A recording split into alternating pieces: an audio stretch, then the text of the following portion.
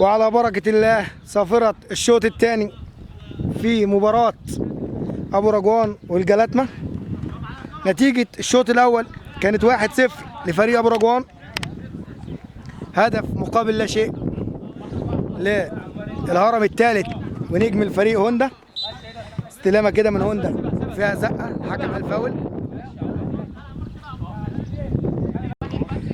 ضربة حرة لفريق أبو رجوان على التنفيذ عمر عيسى وعبده، عشان هو ما بيحبش عبد الرحمن أحمد.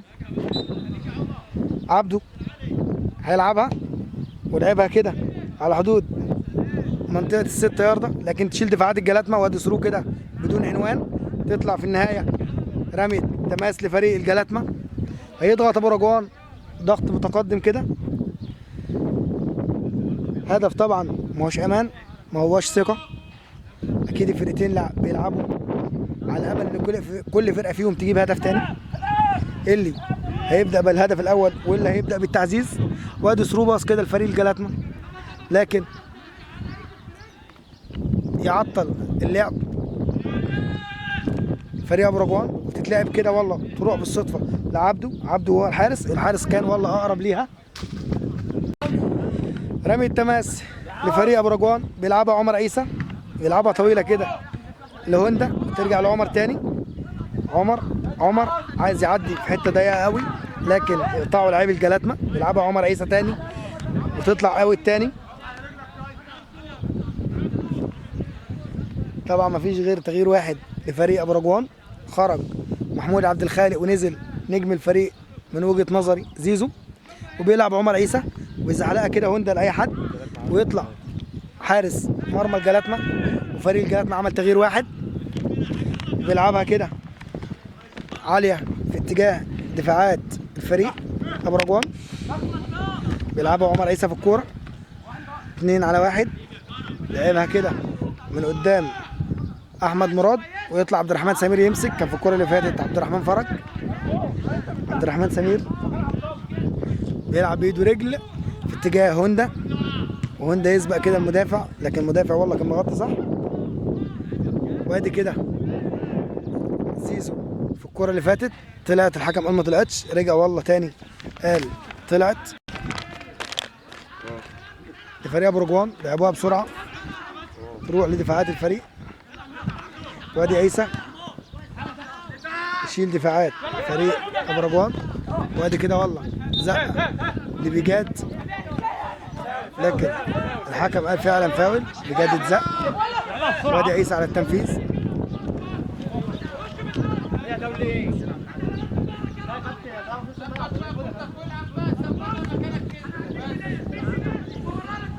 عمر عيسى وادي الكابتن نور كلنا سامعينه، يشيل عمر عيسى شوطه جامده على حدود المنطقه 18. قطعها منه زيزو، فاول والله. زيزو هتتضرب كتير يا زيزو في الماتش ده. ضربه حره لفريق ابو رجوان، لعبها كده والله جوه في القلب، لكن ما تلاقيش غير دفاعات الجلاتمة. 1-على-1. زيزو بيعمل فينت كده وبيلعبها، عايز يعمل باص كده لبجاد، لكن بجد دفاعات تشيل السلام ومبدا الامان. ضربه ركنيه، ضربه ركنيه لفريق ابو رجوان. بيلعبوها عاليه في حدود ال 18 ولا حدود ال6 ياردة، تعدي الجميع. معفنه حرقها لعمر عيسى، عمر يرجعها الملعب. وادي زيزو اليمين اللي كان متقدم من الدفاع خالص.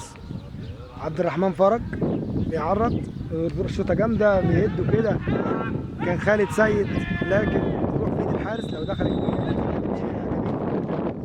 وادي والله صفرت كابتن علي، والحارس بيعترض يديله انذار ولا ايه؟ كابتن علي قلبه رحيم. ضربة حرة يلعبوها لاعبي الجلاتمة وتروح لرمي التماس. كابتن علي بيقول لابو رجوان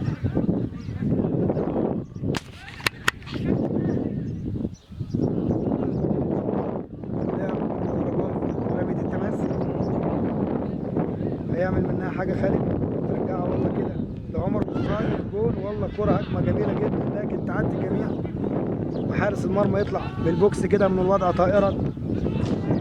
كانت هجمه جميله جدا بس لو كانت تمت بالفرحه وتمت بالهدف. بجد بيزحلق بيده، هوندا يزحلق بيده وياخدها في وشه بقى. المره دي هوندا خد الكرة واترمى.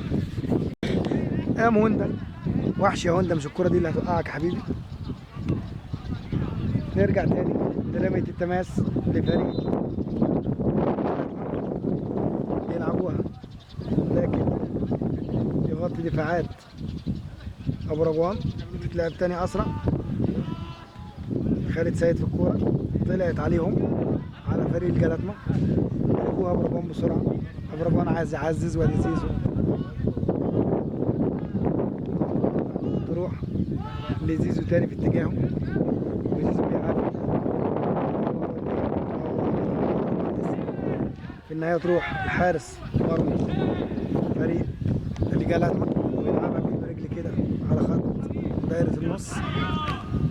عمر عيسى ما شاء الله عليك يا عمر. عمر عبد الله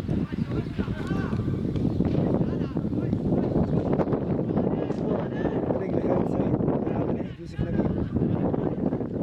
بعد كده جزء من استعراض مهارات الكابتن محمد المدير الفني لفريق ابو رجوان. تتلعب تغطي دفاعات فريق ابو رجوان من بدري كده وادي يوسف نبيل بيعافر في الكورة مش هيسيبها. في لاعب واقع قام بالسلامة وادي فيها بالرغم. كابتن علي عاجبني انا كده ستايل حكم هادي ورايق وراسي كده بياخد قرارات بتريث ما تحسش بوجوده في الملعب.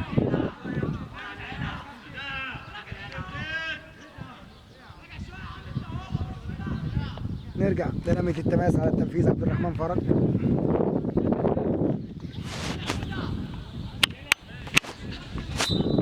هيلعب عبد الرحمن بيفكروا يعملوا منها حاجة في الأبرقان. بتلعب على حدود ال6 ياردة عدت الجميع وصلت لإيد خالد لإيد عبد الرحمن أحمد خبطت في إيده. كابتن نور بيقول له يا راجل ده أنا سباعة.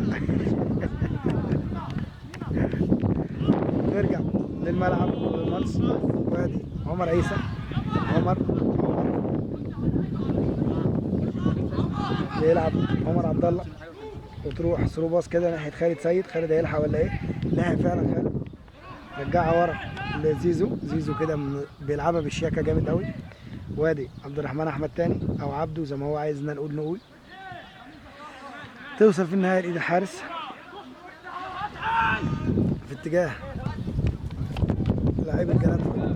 كمل عليها عبد الرحمن فرج والله كده قطع عليه.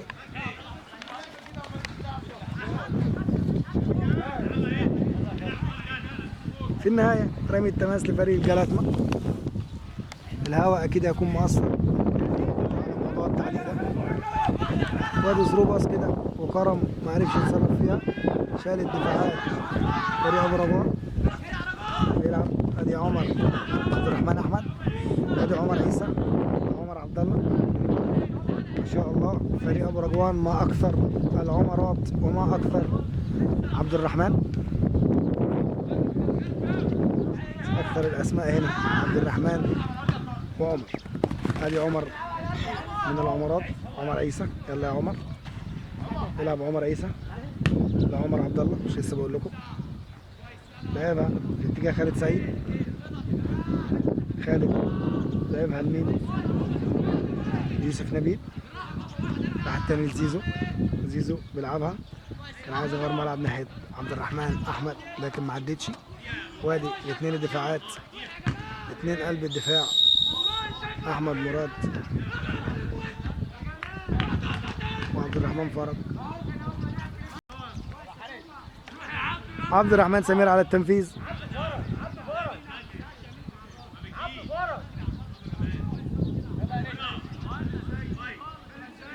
هيلعب الضربة الحرة ويلعبها عبد الرحمن طويلة اتجاه خالد سيد ويشيل دفاعات الجلاتما. وادي زيزو.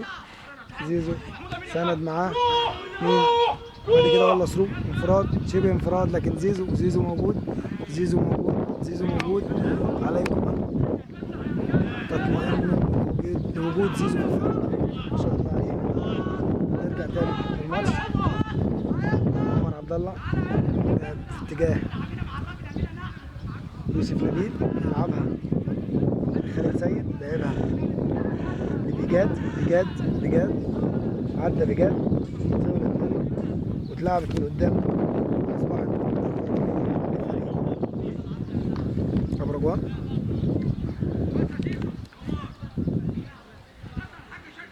هيلعب عبد الرحمن احمد بالقدم اليسرى، ولعبها والله كده وخبطت في المدافع. ترجع تاني ضربه ركنيه لفريق ابرجوان.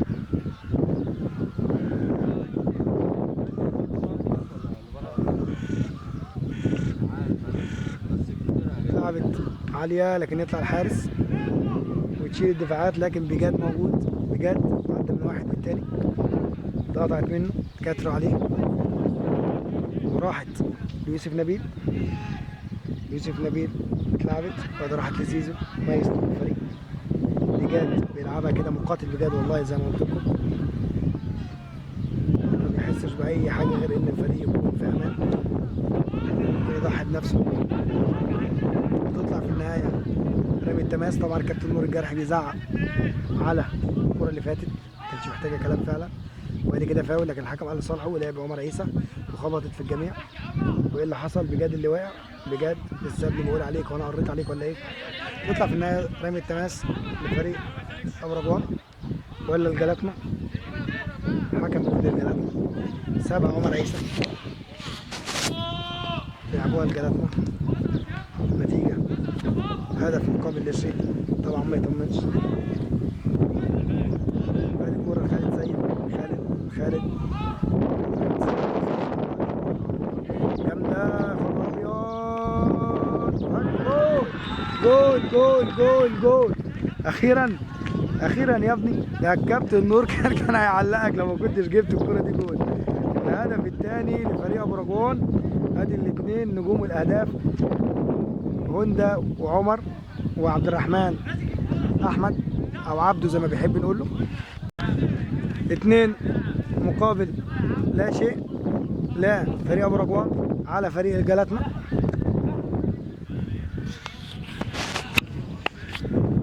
عزز فريق ابرجوان الهدف الاول، هدف لهوندا الهرم الثالث، وهدف عبد الرحمن احمد. هجمه وعرضيه، لكن الحارس كان متوقعها صح ومسك الحارس بتاع الجلاتنا الكوره، واللي اتلعبت بقى كده هجمه. وادي عمر عيسى، والله عمر بيلعبها اتجاه زيزو، عمال نفسه ما شاء الله عليك يا عمر، ما شاء الله عليك. وادي عبد الرحمن تاني يا ابو عبده، الكوره والله فاول للجلاتنا، فرمان من الكابتن علي.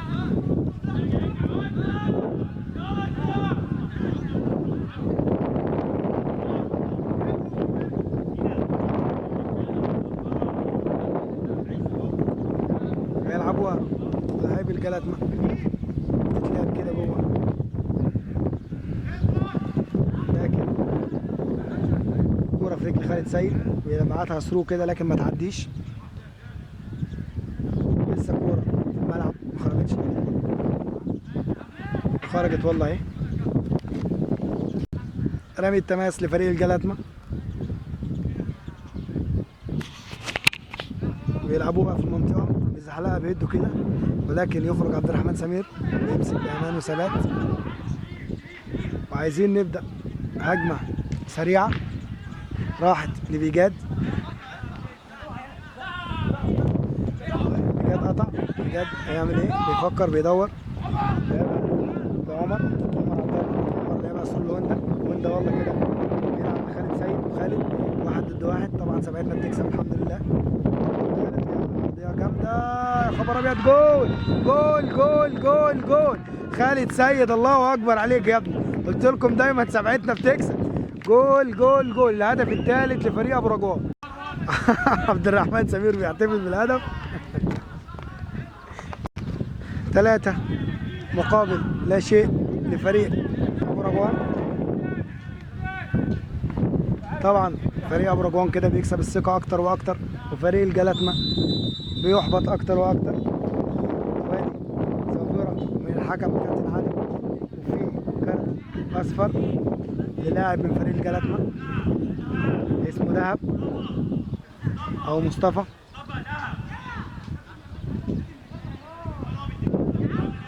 نرجع للماتش. وادي عبد الرحمن سمير بيلعب لفرج. فرج هيلعب لزيزو. زيزو لفرج تاني. فرج لزيزو تاني. بيسحبوا فريق الجلاتمه ولعب لعبده. حلوه يا عبده، وعبده لعبها كده ثرو باص لعيسى. عيسى بس طويله قوي يا عبده، طويله قوي على عيسى. في النهايه طلعت ضربه مرمى لفريق الجلاتمه.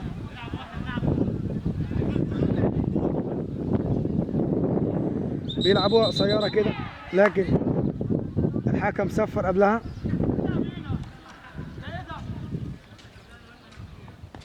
وادي انذار تاني لفريق الجلاتمه.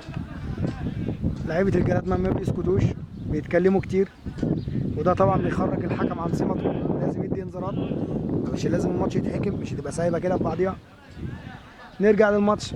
ضربه المرمى لفريق الجلاتمه. نرجع للماتش. اتلعبت زيزو مع رقم 6. وادي عمر يلعبها لخالد سيد. خالد سيد شوطه جامده من خالد لكن في ايد الحارس. وادي حارس المرمى بيلعبها في دايره النص.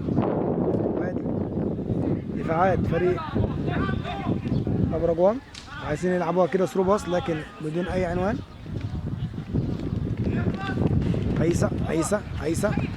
عيسى بيلعبها كده من غير ما يبص لكن ترد له تاني. الكرة بتحبك يا عيسى بوش رجله. عيسى مسيطر على الكرة سيطرة كاملة وعرضية لكن ايد الحارس كان مستنيها هوندا زي الأسد.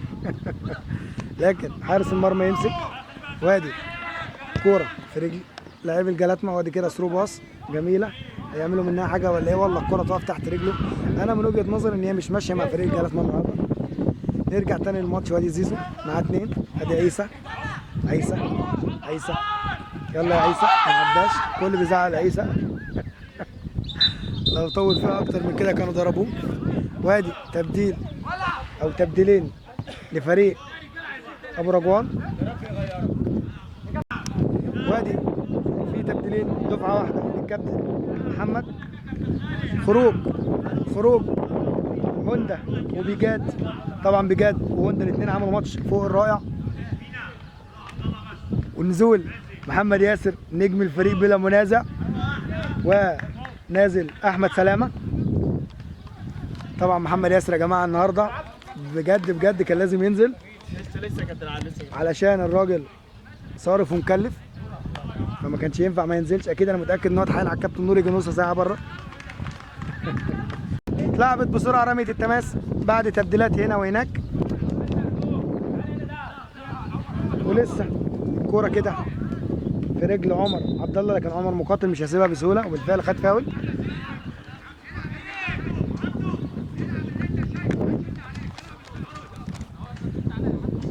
ضربه حره للفريق ابو رجوان على التنفيذ عبد الرحمن فرج واحمد مراد. الاثنين يحسسوك بالامان وانت قاعد بتتفرج على الماتش. لما بتكون حارس المرمى بتاعك كويس زي عبد الرحمن سمير وقلب الدفاع عندك قوي زي عبد الرحمن فرج واحمد مراد، بتحس ان زيزو كده يعمل فنت وعبد الرحمن فرج بيلعبها لكن ما تعديش. يقطعوها لاعب الجلاتمه عايزين يعملوا منها حاجه. وادي احمد سلامه لسه في اول لمسه دي. محمد ياسر نجم السوشيال ميديا. ان شاء الله هتشوفوا لمحمد ياسر بعد الماتش ده 9000 صوره على كل منصات التواصل الاجتماعي. طبعا الراجل جايب مصور خاص بيه، فاحنا بنتمنى له التوفيق. محمد شاب محترم. وادي احمد سلامه طبعا كلنا عرفناه من صوته ما شاء الله عليه. عمر عيسى هيلعب. وادي احمد سلامه راح يستلم منه، عداها احمد والله كده بيده. اول لمسه لاحمد تروح الكوره للاعب الجلاتمه في النهايه. وادي عبده كان عايز يقطع لكن ما عرفش. وادي يوسف نبيل، وادي محمد ياسر رقم 10 من غير فاول. لا والله محمد ياسر عمل فاول طبعا بقى نجم. احنا هنروح لك فين يا محمد ياسر؟ نجم الفريق. ما تزعلش مني يا محمد انا بحبك. فاول لفريق الجلاتما.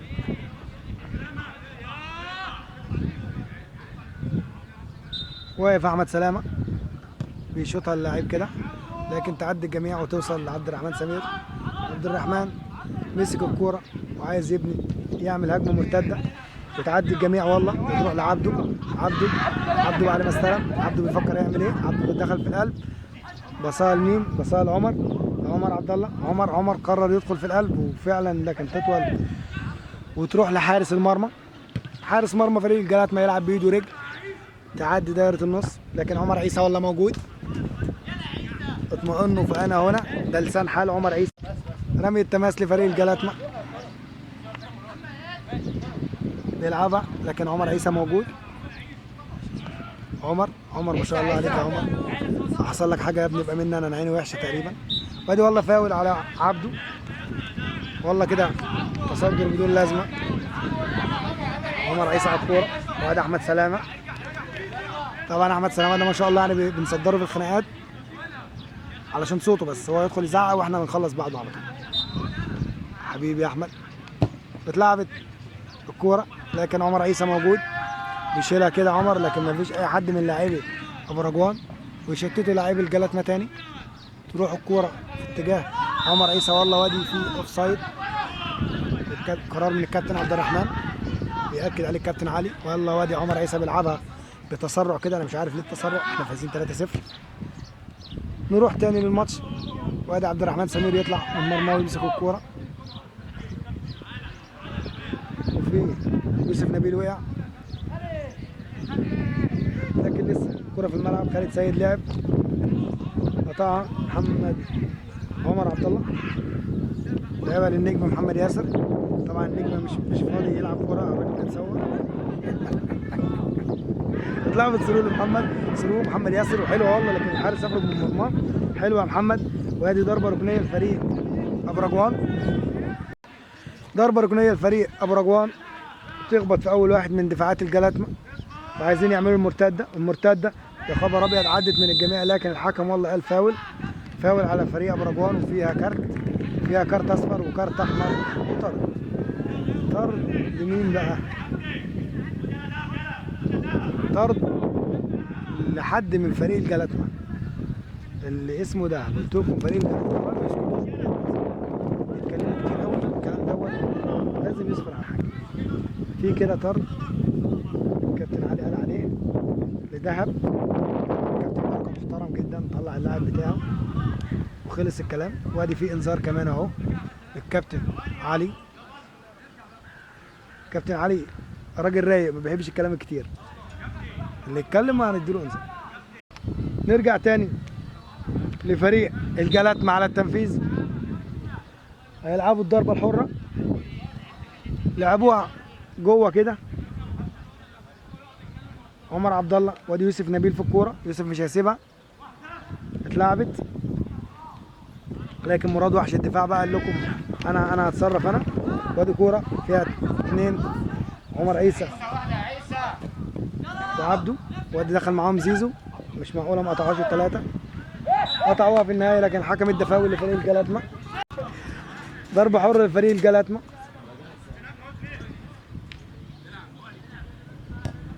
لعبها كده على حدود ال 18 لكن متطرفه يشيل دفاعات فريق ابو رجوان. وادي كده شوطه ارضيه لكن تخبط في السكه ويشيل عبد الرحمن فرج تعدي الجميع وتروح لاخر مدافع في فريق الجلاتما وادي احمد سلامه ومحمد ياسر. لسه الكوره والله بيتفرجوا عليها كده راحت لفريق الجلاتما تقول اوف سايد وفعلا اوف سايد تسلل.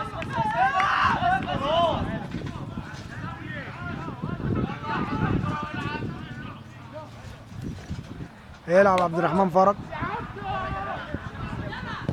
بيلعبها كده في اتجاه عبده بيفكر يباصي لاحمد سلامه. طبعا محمد ياسر مش فاضي يلعب الكوره. وادي كده عمر عبد الله جول. الهدف الرابع للهرم الرابع عمر عبد الله احرز هدف الفريق الرابع. وادي فيه دايما اعتراضات وكلام ومناوشات من فريق الجلاتمة. 4-0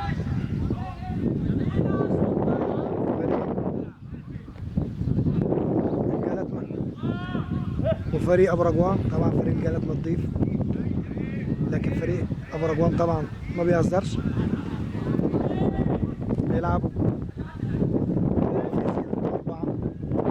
4-0. كابتن بركه مطرود منه 1. وادي فيه 2 تغييرات برضه.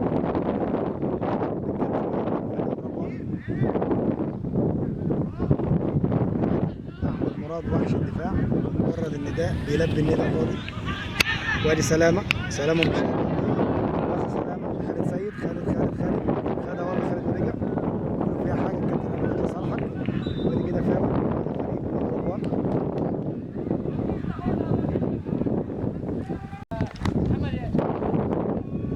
وادي كده لعبوها فريق الجلاتمة بسرعه.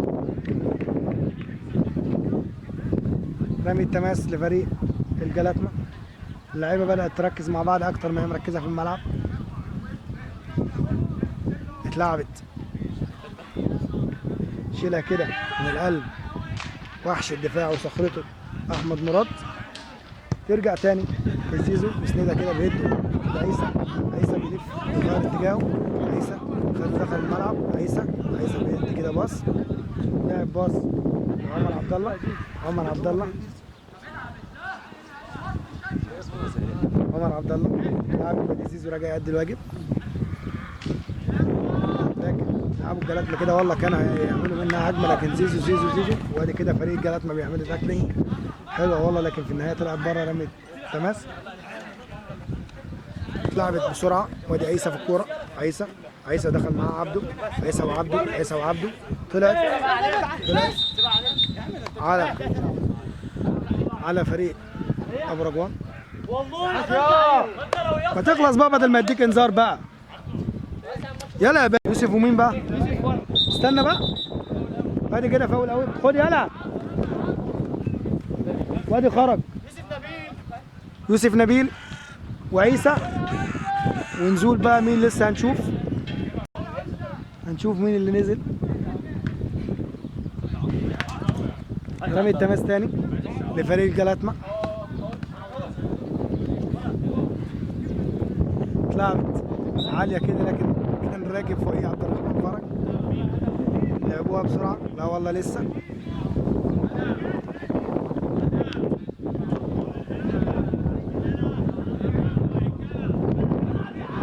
ضربة حرة لفريق الجلاتمة. يلعبها الراجل رقم 10 طبعا متخصص الضربات الثابتة، ويلعبها كده في المرمى. لكن عبد الرحمن سمير موجود. عبد الرحمن سمير بيعمل هجمة مرتدة راحت في اتجاه رقم 21. هنشوفوا مين ده دلوقتي.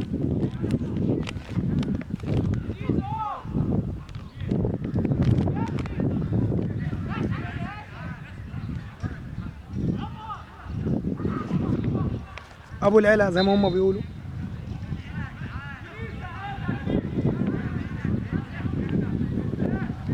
نرجع للماتش. رمي التماس لفريق ولا فاول. لا والله فاول.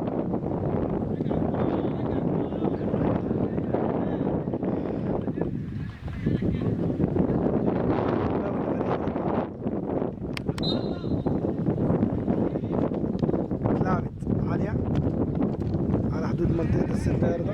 وادي نجم الفريق الكابتن محمد ياسر. وادي كده رقم 21 ابو العلا اللي المفروض عليه ويطالبوا بضربة جزاء، لكن الحكم قال ما فيهاش حاجة ولعبها كده سلامة والله. واتقطعت في الطريق وراحت هجمة مرتدة لفريق الجلاتمة. هجمة مرتدة لكن يجي خالد سيد من أقصى اليمين إلى أقصى الشمال علشان يؤدي الواجب الدفاعي. وادي لعب كده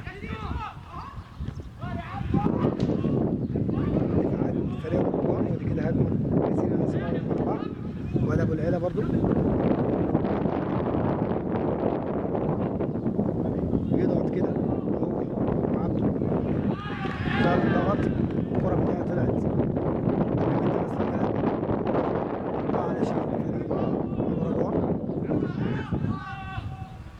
نرجع تاني للماتش. وادي فاول والله على فريق الجلاتما.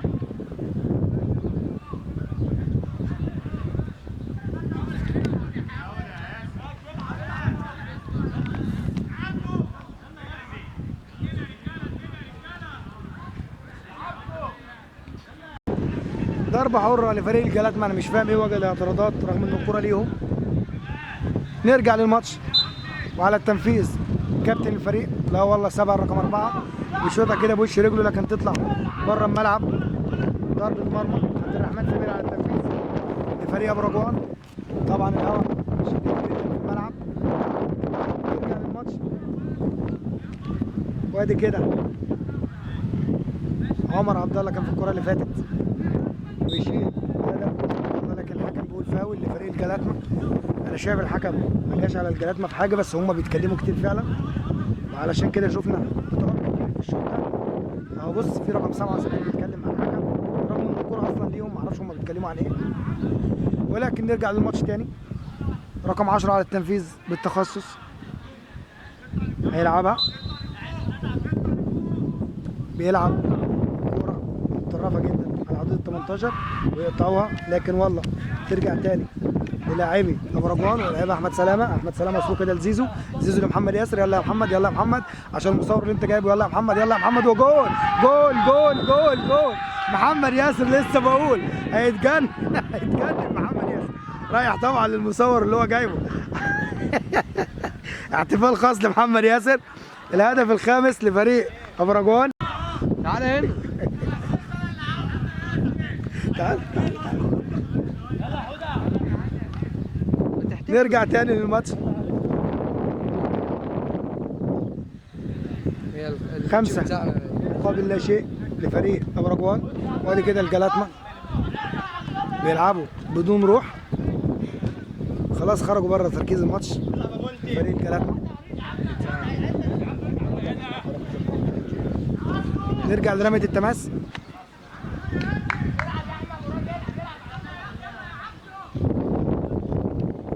رمي التماس لابو رجوان يلعبها كده عالية في اتجاه احمد سلامه، لكن والله الحكم يصفر يقول في فاول لفريق الجلاتما، هيتكلموا معاه برضه.